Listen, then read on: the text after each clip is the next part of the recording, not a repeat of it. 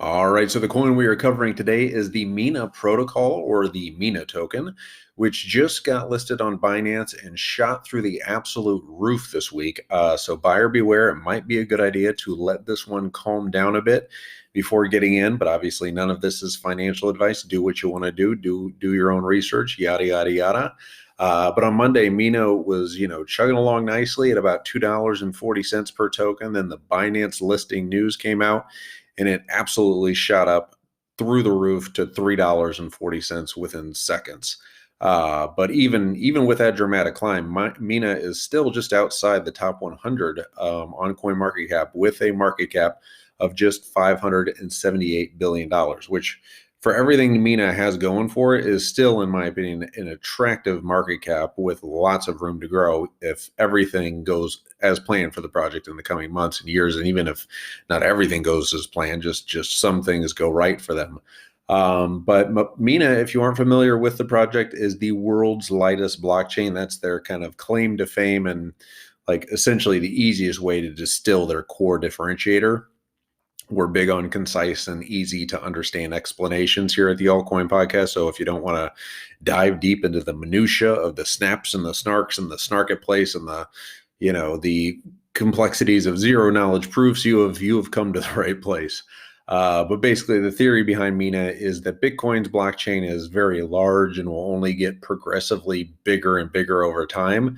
Currently, Bitcoin's chain is about 350 gigabytes large, and over time it will just continue to become so large. At least the theory is that it will just continually become so large that only a handful of miners and super large nodes will be computationally and financially large enough to store their transaction histories, which the theory is that will just make it even more centralized. And the team at Mina thought they could use the magic of Silvio Macali's zero knowledge proofs to compress the size of the Mina blockchain.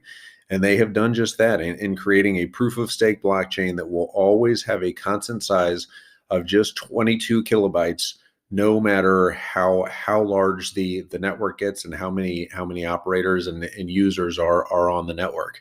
But it's a very interesting project and has some incredibly big backers behind it. Since it just got listed on Binance, but Coinbase Ventures is one of their biggest backers. Three Arrows Capital, which Three Arrows, if you guys aren't familiar with them, like Coinbase and Alameda and a lot of Andreessen Horowitz, take more of a portfolio approach. And Three Arrows Capital, probably the smartest investors in the space. They take very big, very concentrated bets, similar to kind of like a Berkshire Hathaway type model, where they're not spreading out their investments across hundreds of different projects. They have absolute conviction on like 10 or 15 projects. They're very early on Polkadot, very early on Aave, just a couple guys that started Three Arrows that can see around corners.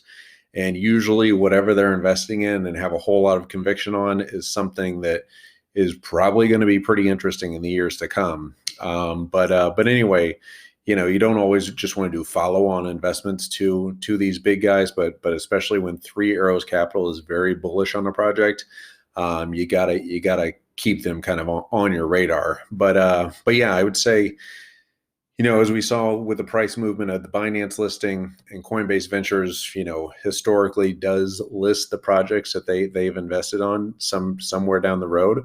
My plan, obviously not financial advice, is to let Mina come down a little bit here and probably get back in, somewhere around the $300 billion or $300 million market cap. I may have said $578 billion, but it's actually $578 million of market cap earlier. But yeah, probably somewhere in that $300 million range.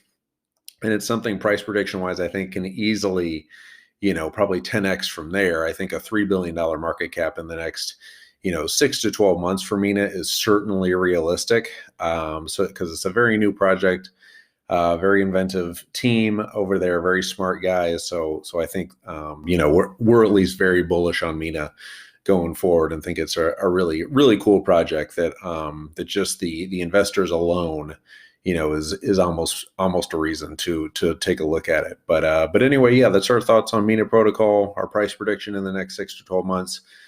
probably a $3 billion market cap, which from here would only be like a 6x, but we think it's going to pull back for a time here, and then probably within the next 4 months we'll probably be listed on Coinbase. Coinbase is kind of trying to keep up with Binance and list as many projects as they can, and Mina's list is located here in the US, so they don't have some of the regulatory issues they do with other projects like a VeChain and listing that on Coinbase. But anyway, yeah, that's kind of what our thoughts are. Mina, let me know your thoughts on the project, what your price predictions are from here, and yeah, let us know of any kind of low cap gems that you guys are taking a look at. We're really going deep on into the kind of lower part of coin market cap now, outside the top 100, looking for those kind of gems, because we do definitely believe in the super cycle narrative that the Three Arrows Capital guys are thinking about.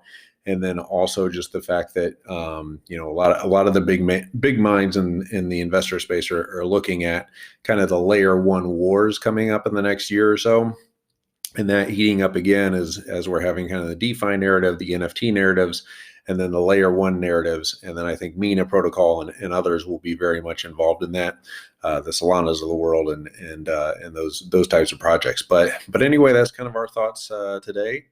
I'm going to stop babbling and let you guys get on with your Saturday. If you guys want to check out BlockFi, hit that link down in the description below. If you use that link, I think you can get up to about, I think it's $250 worth of free Bitcoin when you deposit a certain amount or whatever. But yeah, we like BlockFi, sponsors of this episode. And yeah, give us a like and subscribe on YouTube if you're listening there. If you're on the iTunes or the Spotify's of the world, give us a review if you could, would be amazing.